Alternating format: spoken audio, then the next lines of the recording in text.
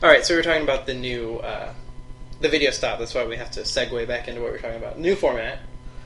What we think of the new set. I said I think it's a lot better than Born of the Gods. I think in general it's a lot stronger so far. Card quality? Yeah, I think so. I mean, didn't have a chance to play with a ton of the new cards. Yeah, but like out of Born of the Gods, the uncommons that you were thinking were bombs were like the white flyer, and a couple others, and beyond that, there weren't that many. No, not a ton of sweet cards in the commons and uncommon slot at Born of the Gods. Like, I mean, you're talking about like the best commons being Fall of the Hammer and a Crow and Skyguard. So, right. So, yeah, I think Journey seems like a more powerful set than Born of the Gods. Hard to compare it to Theros, which is pretty good. So, but if our initial impression is, if you're ranking just the overall power level of the sets, Theros strongest, Journey second, Born of the Gods the run to the litter, how does that affect your draft strategy as you go in? I think that, I mean, that's a good question, and not only just in sets in general, but to probably correctly analyze that question, you probably have to look at which colors are best in each set, too. Because Born of the Gods, while not very strong, it's actually pretty good in red.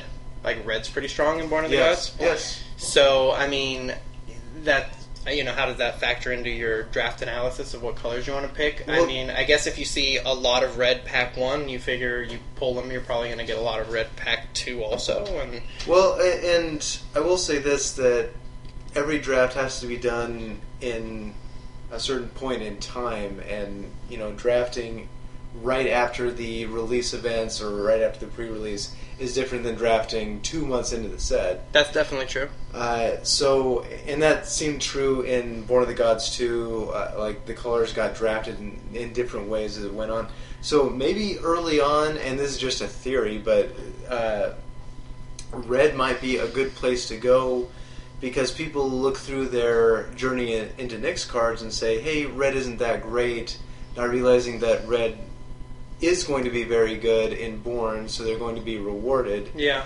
And we did see a lot of good red going around in our packs later on. Well, in Theros we saw Anax and Cymede, which is of course red-white, which white is often drafted, but that's a very strong card that's red. Even in Born of the Gods, though, like when we got to the second half of the pack after the wheel, yeah. I mean, we saw packs with 4 red cards that were all solid playables and nothing else. True. We didn't see any like Lightning Strikes or Fall of the Hammers, I don't think. We saw 1 Lightning Strike, but I think it was pick 1 or 2. Maybe. I mean, I know we took Elspeth on Theros, but... Oh, yeah, it was pick 1. It was Elspeth versus Lightning Strike. So we opened it, so... Right. I mean, that's not a big tell. But we did see that 2/3 has to attack Minotaur guy with the... Oh, many times. Very late. And that guy's really good in an aggressive red deck. I mean, you got the 2-drop, the 2/3 2-drop has to attack. I forget what it's called. That's what... Death Bellow minute. Death Bellow. Raider. Yep. Yeah, we saw like 2 or 3 of those on like packs. Like, picks 7, 8, like really late. Yeah. I don't know if we saw a ton of other good red because we were so far away from it. I wasn't as focused on it, maybe, especially since we were looking at some new cards and talking about stuff. You only have so long for each pick, so I kind of just kind of glanced over the red cards and really talk about them. But right. So that's a possibility. I think I've read a lot of people say they think black is pretty strong in the new set as well. So overall, black is a pretty strong color, and that now it's really weak in Born of the Gods, but if it's fairly strong in Journey and fairly strong in Theros, and you're getting a good signal, pack 1. Although, I will say, it looked like we thought black looked pretty open in our draft, and then we saw no good black cards in Theros. Like, it was really dead. That is absolutely true. I thought that we were doing that exact thing of getting the good black in pack 1, thinking, oh, hey, even if we don't get good black in pack 2, well, I mean, that's normal. There isn't a lot of good black in Born of the Gods. We're definitely going to get rewarded in pack 3. And really, when you're drafting, that's... I don't want to say the goal number 1, but maybe is to get rewarded in pack 3. I think that's the best way to get the most powerful deck, at least. I think you're absolutely right. And I mean, if you're trying to read signals, I mean, that's what you're doing, really, because by the time you read a signal in pack 1, unless you get past something silly like pick 5 or 6, like something that should be pick 1-able, like you're probably not reading your signals until midway into the pack 1.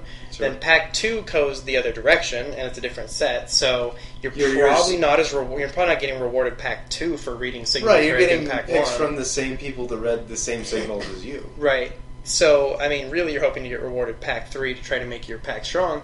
Or to make your deck strong, and really, pack 3, we didn't see anything too good in green or black. I mean, we got past in pick 2 Nessie and Asp, which is obviously really good, but we didn't see a whole lot of black or green. By the way, we took that Shrike Harpy, pack 2, pick 1, totally could have had the 3.5 tickets. We didn't draw Shrike Harpy once in that draft.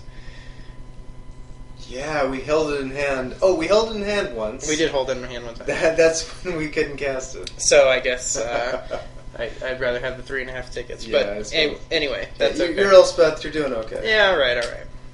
I guess that's fair. We also didn't... I mean, we drew this guy one time, but it was in the draft that we had... It was in, Oh, yeah. It was in the game that we had no lands, totally couldn't play it. We shipped it. Remember, game 1, we mulliganed it with the 4 swamps. Yeah, I still agree. I think you're right, that guy is good. I think that guy's super good, and especially since a lot of the black creatures are Minotaurs, especially the random 3-mana 2/3s. I mean, plus the art on this card's pretty badass. I actually think this card's pretty sweet. It needs to sold the Gorgon head. It is, yeah, it's cool art. Also, I mean, Veilful Eidolon at 3 toughness. I'd pay another mana for that. That's fine. No, I think Felhide... it doesn't bestow. It doesn't bestow. Yeah. But it does make all your other Minotaurs have Death Touch, which means, if you're playing black, you're almost certainly playing at least 2 or 3 Minotaurs, probably in addition to that guy. At least a couple. I mean, they're not the most mana-efficient creatures, but if you're playing black, you're probably playing a couple Minotaurs. Yeah, the Death Touch 1/1 black guy for 1... Would I pay 2 more to have an extra toughness on that guy? I don't know. I'd probably still take the 1/1, but... That's true. That's another guy in the Journey into Nyx set. I don't know if that's what you're talking about, but we didn't see him either. No, we didn't see him, but I still think that he's quite good. Yeah. I don't know. I guess... I guess my point is, force red no matter what, and you can't go wrong. Yeah, most people seem to think that red's not that great in the new set either, but I don't know. It doesn't seem to be great. But I mean, we saw a lot of red cards. I don't know, Brain Maggot. We took that over the 2-mana or 3-mana 2/3 Tethmos Priest, I think is what it's called, where you can get guys back. The heroic guy. We weren't so sure about that pick, and I'm still not certain because maybe a white deck would have just been better in general because everyone knows white's really strong. I think white's still really strong into Journey into Nyx. It's not like they didn't say, oh, white's really strong, let's decrease the power of it in Journey into Nyx. There's still a lot of really good white cards in that set. Yeah, and there's good white cards in both Born and, of course, Theros. Yeah, white. I mean, I think white is probably still the strongest, but I think so. I would tend to white more than anything else. But I will say that Brain Maggot was pretty good. Oh no, it's definitely a good card. I mean, it's 2 mana, and the thing is, if you take something they really need back, they have to waste a removal spell on your Brain Maggot, and if you don't take something they need to get back, you just pull a card out of their hand. Like there was the one deck where we took out the 2/2 flying lifelink guy. Yeah. And they just said, okay, well, I need to remove something else more, so we just kept it out of their hand. Okay, I mean... Yeah, no, I mean, there's really not many ways of killing the Brain Maggot on an extra, on an added ability or anything like that. You have to spend a card. Yeah, I mean, unless you're into a Scouring Sands or something random that gets more guys. But in general, yeah, you're either getting the card out of their hand that you picked, or you're getting a removal spell, and possibly their turn as well. Yeah, so I mean, I think that's definitely a high pick. Oh, absolutely. Yeah, I don't know if it was the correct pick. There's a couple other things I don't know. Obviously, if they're the correct pick, the Squelching Leeches was pretty good in the very heavy black deck. Yeah, I mean, it's very situational. We took it at a time that we said that if we end up heavy black, it's going to be quite good. Yeah. If we don't, it's not. But we didn't pick it over anything that was comparable. I think we took it pick 6 or 7. I think, or even later. Maybe. Trying to think of what else we got in here. The Aspect of Gorgon, that was actually a pretty reasonable card. I think that was pretty reasonable. I guess I just have to turn off. I mean, I think that we have been spoiled with the bestow as far as auras, right? For not giving your opponent a free 2 for 1, right? And of course, you always have to worry about that when you're just talking about a straight enchantment that does nothing.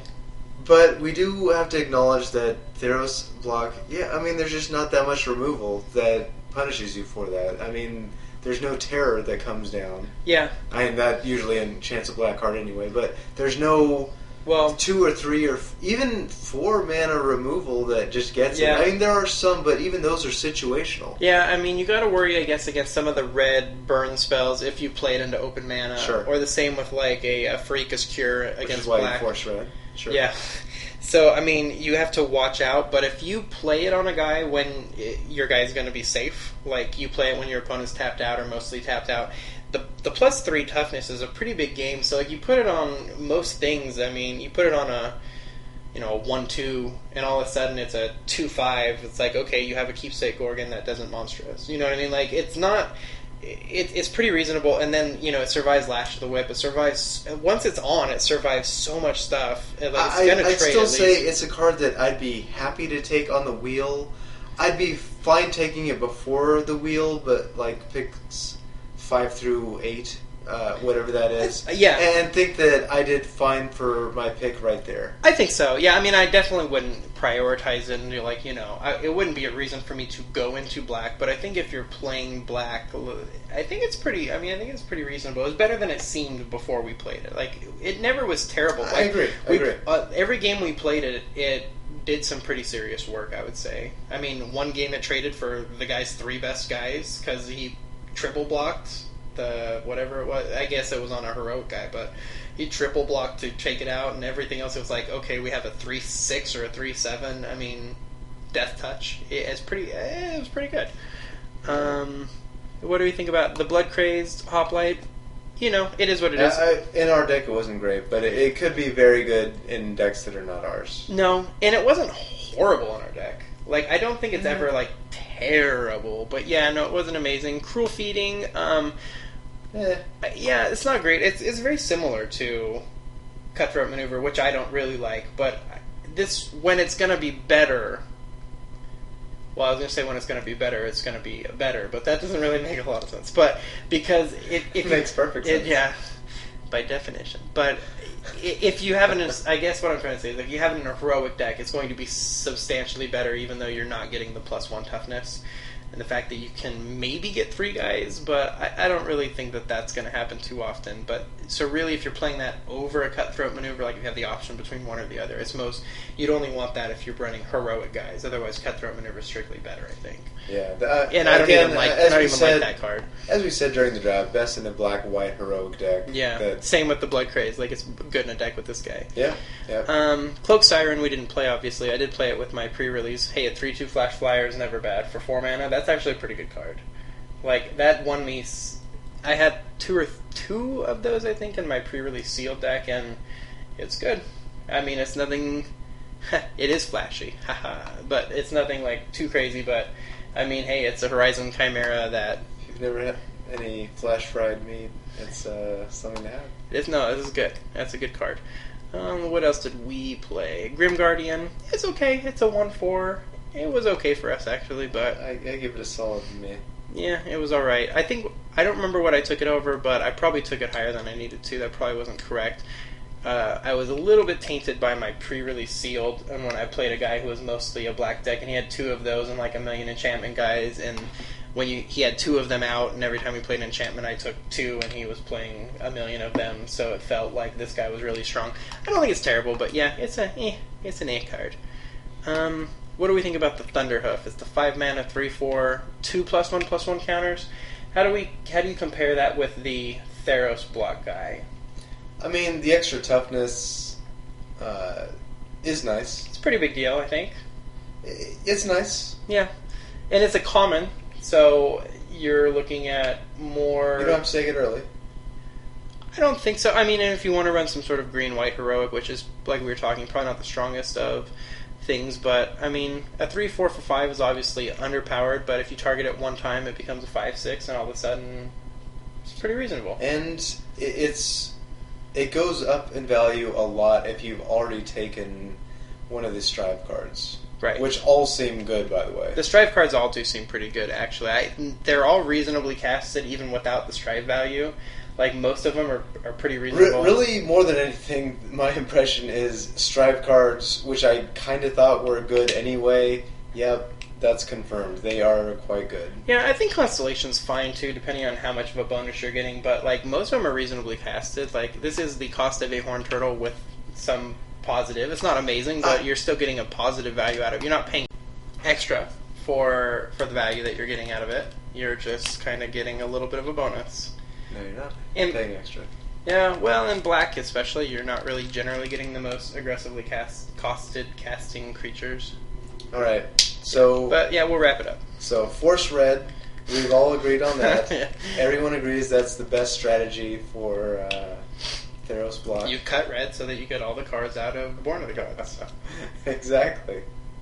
I mean, to be fair, like, red gets a pretty bad rap in general. I don't know that the cards in this set are that terrible. They're pretty good in Born of the Gods if you can get, like, Fall of the Hammers.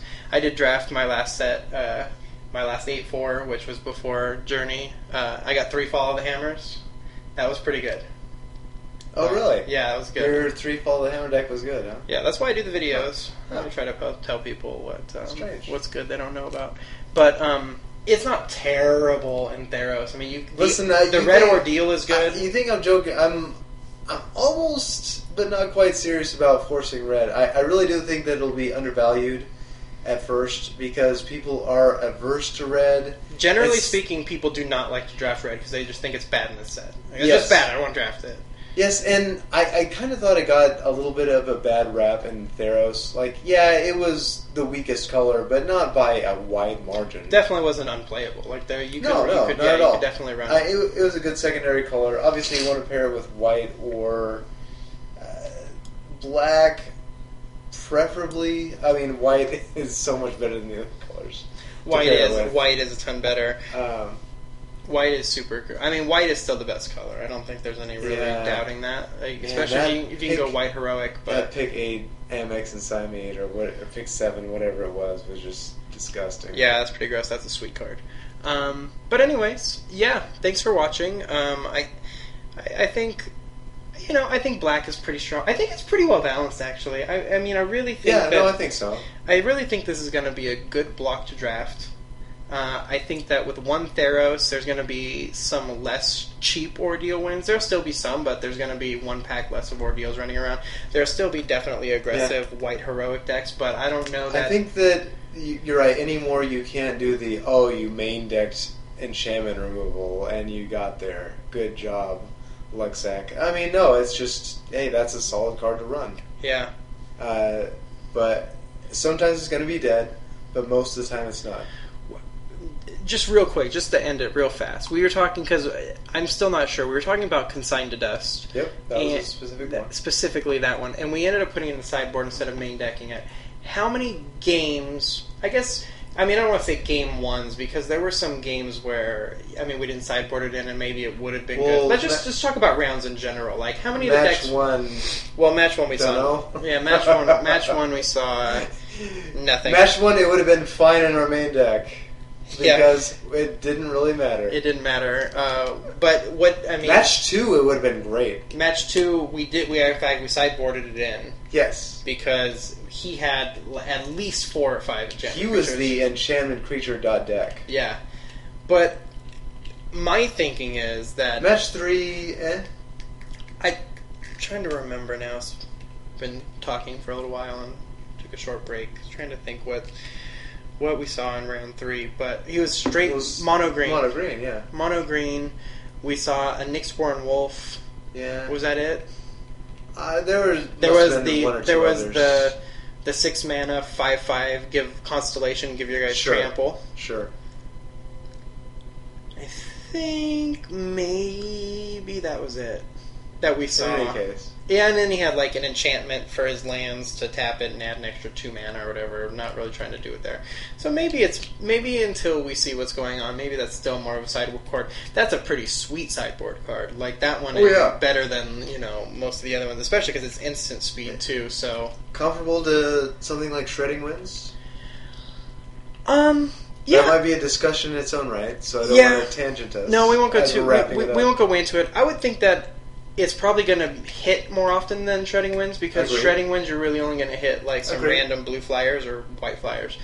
I do like black flyers. Yeah, there's not a ton of them, and most of them are pretty weak, like 2/2 flyers. And I mean, they're okay, like Strike Harpies and stuff, but like they're not. Unless you see the Herald of Torments, which we saw, or something. I mean, just saying, in general, black isn't like the deck you need to worry about flyers on. But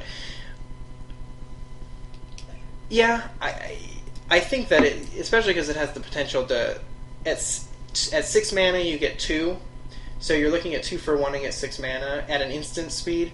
I think that has a lot of potential to really hit Yeah, hard. no, I think it's one of the best sideboard cards. I think so. And we probably should wrap it up. I mean, people love... We should have our own podcast of people listening to us ramble about Magic cards. Well, one of the things I figure is hours after a draft. If people were tired of hearing us talk about Magic, they would have already shut this video off. No. What's happened right now is people that are away from their computer and are too lazy to go over and hit the stop button. Yeah. That's who's listening to us right now at this point. Hey, works for me. I get paid. How y'all doing? I get paid by the minute. Oh wait, that's right. No, I don't. I don't get paid at all, basically.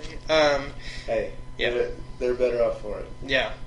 So, anyways, thanks for watching. I think it's going to be a fun set to draft. I will be bringing more videos, maybe some of them with the Lucky Draw, some of them probably by myself, and probably be bringing 8-4s. I felt like doing a Swiss so that we could get some playing in, and I mean, it would have been completely different had we done a 9-4, so I don't really want to say, like, oh, we would have lost round 1, because it would have been completely different. But that's, of course, why maybe in a pre-release, you know, I'm not an expert. I don't have the set memorized. I don't know draft orders or anything yet. I just want to play with some of the cards, see how it works, play against some of the cards, and kind of figure it out as we go. Yeah, so, sure. All right, well, thanks for watching, and be looking for more content, which I should be bringing you hopefully fairly soon. Thanks, all. Draw well.